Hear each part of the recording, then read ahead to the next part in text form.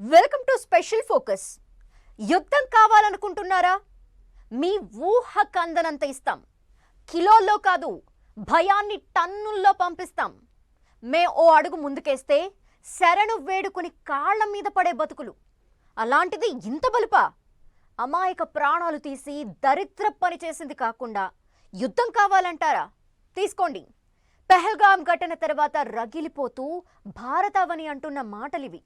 మింగడానికి మితుకు లేదు కానీ ఇంత మిడిసిపాట, వాపును చూసుకుని బలుపు అనుకుని ఇంత బరితెగింపా? పాకీగాళ్లకు ఇంత ఓవరాక్షన్ అవసరమా అని నిలదీస్తోంది. రెండు దేశాల మధ్య యుద్ధ మేఘాలు అలుముకున్నాయి. సింహం లాంటి భారత్ ముందు వీధి కుక్కల్లాంటి పాకిస్తాన్ ఎందుకు అంతలా ఎగిరిపడుతోంది? ఇన్ని ఉడత ఊపులు ఎందుకు? భారత్ పాక్ బలాబలాలేంటి?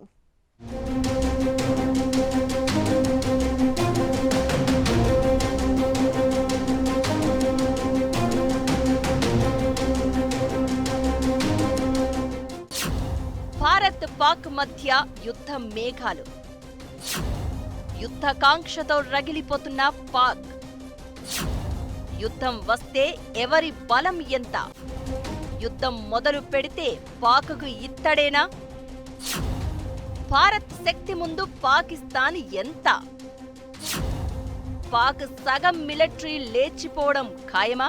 భారత్ పాక్ యుద్ధ మేఘాలు అలుముకున్నాయి. పహల్గాం బైసారన్ ఉగ్ర దాడిలో 26 మంది చనిపోగా ఈ ఘటన తర్వాత రెండు దేశాల మధ్య ఉద్రిక్తతలు తారాస్థాయికి చేరుకున్నాయి. దాడి తర్వాత భారత్ కఠిన చర్యలు తీసుకుంది. సింధు జల ఒప్పందాన్ని రద్దు చేయడంతో సహా అనేక ఆంక్షలు విధించింది. భారత్ నిర్ణయాల తర్వాత పాకిస్తాన్ ఉడత ఊపులు ఊపుతోంది.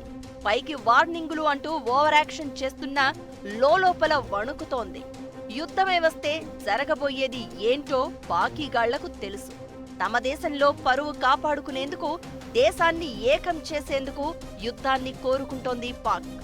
యుద్ధమే వస్తే భారత సైనిక శక్తి ముందు పాక్ మోకరిల్లక తప్పదు.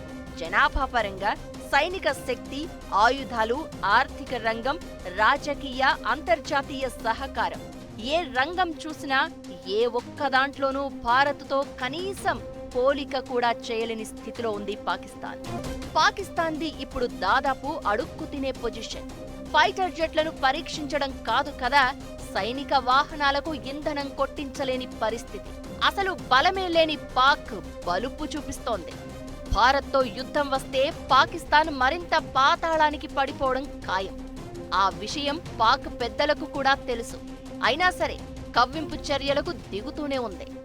భారత్ శక్తి ముందు నిల్చునే స్థాయి కూడా పాకిస్తాన్కు లేదు. ప్రపంచంలోని అత్యంత శక్తిమంతమైన సైన్యాల జాబితాలో భారత్ 4వ స్థానంలో ఉంటే పాకిస్తాన్ పరిస్థితి దిగజారుతూనే ఉంది. 2023లో పాకిస్తాన్ 7వ స్థానంలో నిలిచింది. 2024 వచ్చేసరికి 9వ స్థానానికి పడిపోయింది. 2025లో పాకిస్తాన్ టాప్ 10 నుంచి కనిపించకుండా పోయింది. ప్రస్తుతం 12వ స్థానానికి దిగజారింది. గ్లోబల్ ఫైర్ పవర్ ఇండెక్స్ 60 వేర్వేరు అంశాల మీద దేశాల బలాన్ని పరీక్షిస్తుంది. అమెరికా టాప్లో ఉండగా తర్వాత రష్యా, చైనా ఉన్నాయి. 4వ స్థానం మనది. అసలు టాప్ 10లో లేని పాకిస్తాన్ భారత్తో కయ్యానికి సిద్ధమవుతోందంటే బలుపు కాకుండా ఏంటి మరి? సుప్రిమసీ అనేటువంటిది భారతదేశం వైపే ఉంది. ఈ రెండు దేశాల మధ్య ఈ యొక్క వైరం అనేటువంటి దాంట్లోకి కయ్యానికి కాలు దువ్వింది ఎవరు అంటే పాకిస్తాన్. ఒక రకంగా it has done a historical blunder అండి. ఆ బ్లండర్ ఎందుకంటే దానికి తెలుసు యుద్ధమే కనుక వచ్చినట్లయితే భారతదేశానికి నష్టం జరగచ్చు, కానీ పాకిస్తాన్కి మాత్రం విధ్వంసం జరుగుతుందండి. ఒక రకంగా చెప్పాలి అంటే కనుక న్యూక్లియర్ వెపన్స్ వాడడంలో కానీ లేకపోతే వేరే అవసరాలు కనుక వచ్చినట్లయితే భారతదేశంలో కొన్ని ప్రాంతాలకు నష్టం జరగచ్చేమో, కానీ ప్రపంచ పటంలో పాకిస్తాన్ అనేటువంటిది లేకుండా పోతుంది. భారత జనాభా దాదాపుగా 140 కోట్లకు పైనే ఉండగా పాక్ జనాభా 24 కోట్లు. భారత రక్షణ బడ్జెట్ 6.8 లక్షల కోట్లు కాగా పాక్ డిఫెన్స్ బడ్జెట్ 54,000 కోట్లు మాత్రమే. ఇక భారత మిలిటరీలో 14,55,550 మంది యాక్టివ్ సోల్జర్స్ ఉండగా రిజర్వ్ సైనికుల సంఖ్య 11,55,000. పాకిస్తాన్లో 6,54,000 మంది యాక్టివ్ సోల్జర్స్ ఉండగా 5,50,000 మంది రిజర్వ్ సైనికులు ఉన్నారు.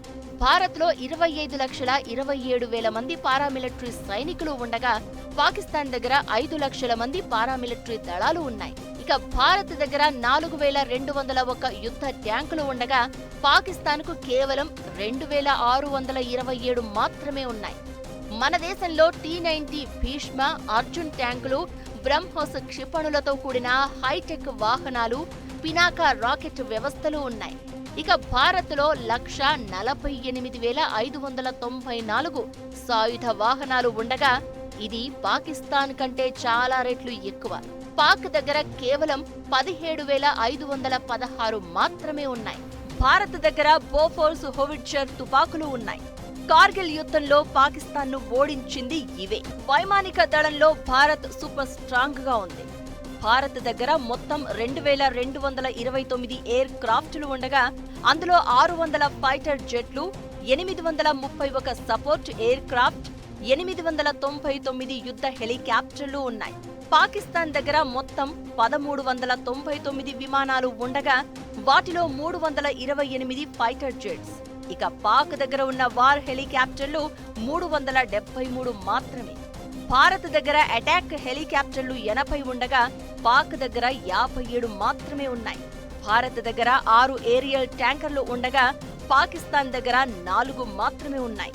ఇండియన్ ఎయిర్ ఫోర్స్ దగ్గర రాఫెల్ తో పాటు Sukhoi Su-30 MKI, Mirage 2000, MiG-29 fighter జెట్లు ఉన్నాయి. బ్రహ్మోస్, అస్త్ర, రుద్రం, నిర్భయ్, ఆకాష్ లాంటి క్షిపణి వ్యవస్థలతో అమర్చారు. పాకిస్తాన్ దగ్గర JF-17 థండర్, A-16, మిరాజ్ వంటి యుద్ధ విమానాలు ఉన్నాయి.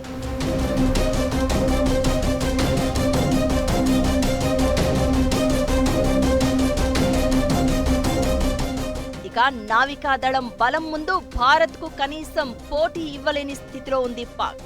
బంగాళాఖాతంతో పాటు అరేబియన్, హిందూ మహాసముద్రంతో భారత సరిహద్దులు పంచుకుంటోంది. అయితే పాకిస్తాన్కు కేవలం అరేబియా సముద్రంతో పాటు సరిహద్దు ఉంది.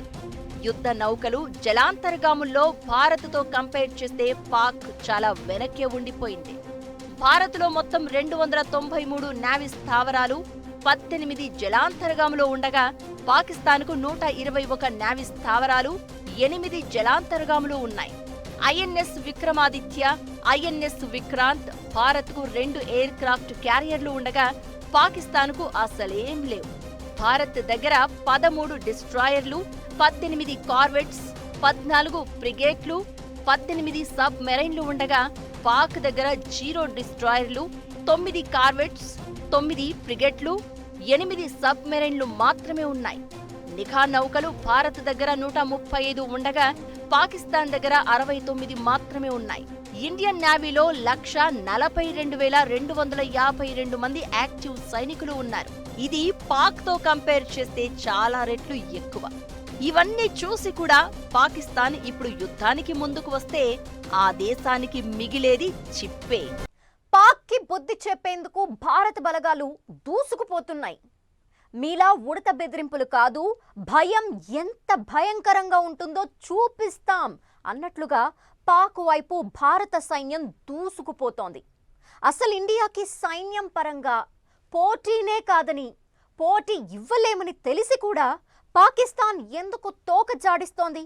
2 దేశాల మధ్య యుద్ధం తప్పదా? అదే జరిగితే ప్రపంచ రాజకీయం ఎలా మారే అవకాశం ఉంది?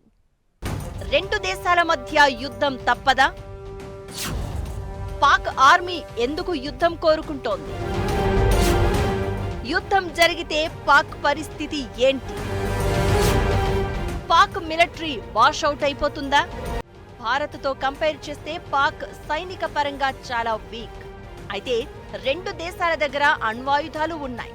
అయితే మన దేశానికి సెకండ్ స్ట్రైక్ క్యాపబిలిటీ ఉంది. అంటే అణు సబ్ మెరైన్లు ఉన్నాయి. వాటి నుంచి కూడా దాడి చేయగల సత్తా ఉంది. భారత్ దగ్గర సుమారు 160 నుంచి 180 అణు ఆయుధాలు, పాకిస్తాన్ దగ్గర 170 న్యూక్లియర్ వెపన్స్ ఉన్నాయని అంచనా.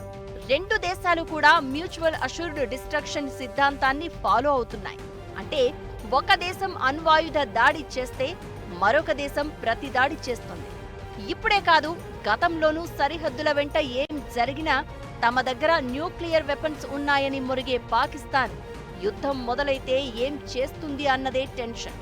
ఇదంతా ఎలా ఉన్నా ఓవరాల్ గా భారత్ శక్తి ముందు పాకిస్తాన్కు కనీసం నిలుచునే స్థాయి లేదు అనడంలో ఎలాంటి అనుమానం లేదు.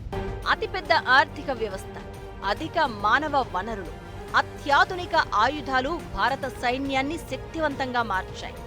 యుద్ధానికి దిగితే పాకిస్తాన్ ఎక్కువ కాలం భారత్ను ఎదురించడం సాధ్యం కాదు. 1947, 1965, 1971 మరియు 1999 కార్గిల్ యుద్ధాల్లో భారత్ సైనిక ఆధిపత్యాన్ని చూపించింది. 1971లో పాకిస్తాన్ నుంచి బంగ్లాదేశ్ను విడిపించింది. పహల్గాం ఉగ్రదాడిని భారత్ చాలా తీవ్రంగా పరిగణిస్తోంది. ఈ దాడి చేసిన ఉగ్రవాదులు ఎక్కడ ఉన్నా తీసుకువచ్చి మట్టిలో కలిపేస్తామని స్వయంగా ప్రధాని మోదీ తీవ్ర హెచ్చరికలు చేశారు. కేంద్ర మంత్రులు అమిత్ షా, రాజ్నాథ్ సింగ్ కూడా ఇలాగే రియాక్ట్ అయ్యారు. నేరుగా యుద్ధ మార్గాన్నే ఎంచుకోకుండా భారత్ ప్రస్తుతం దౌత్య, ఆర్థిక పరంగా చర్యలు తీసుకుంటోంది. ఇకటు పాక్ ఆర్థిక వ్యవస్థ తీవ్ర పతనావస్థలో ఉంది. విదేశీ మారక నిల్వలు పూర్తిగా అడుగంటిపోయి రోజు గడవాలంటే విదేశాలు, విదేశీ సంస్థలు, అంతర్జాతీయ సంస్థల దగ్గర చేతులు చాచి అడుక్కుంటోంది. అయినా సరే తోక జాడిస్తూనే ఉడత ఊపులు ఊపుతోంది పాక్. ఇకటు పాక్లో అనేక రాజకీయ, వేర్పాటువాద సవాళ్లు ఉన్నాయి. ప్రభుత్వం, సైన్యం మధ్య కూడా సఖ్యత లేదు.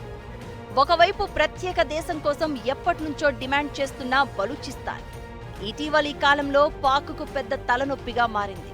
ఇలాంటి సమయంలో భారత్తో యుద్ధమంటే పాకిస్తాన్ ఇంకా నష్టపోవాల్సిన పరిస్థితే ఉంటుంది.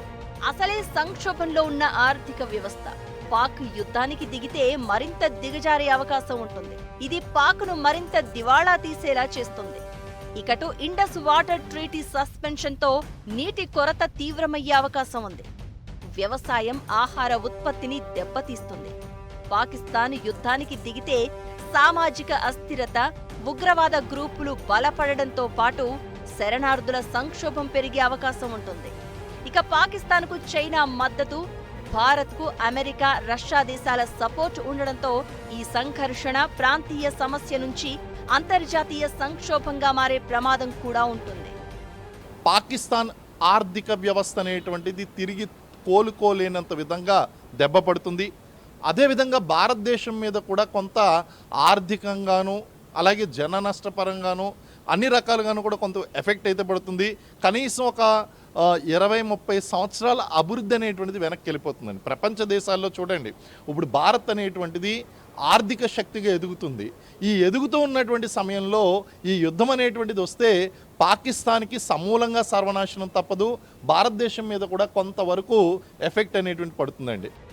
మతం ప్రాతిపదికన ఏర్పడిన పాకిస్తాన్లో ప్రస్తుతం పరిస్థితులు దారుణంగా ఉన్నాయి. జనాలకు తిండి దొరకడం లేదు. ఆర్మీ బడ్జెట్ వారి జీతాలను మాత్రం పెంచేస్తోంది.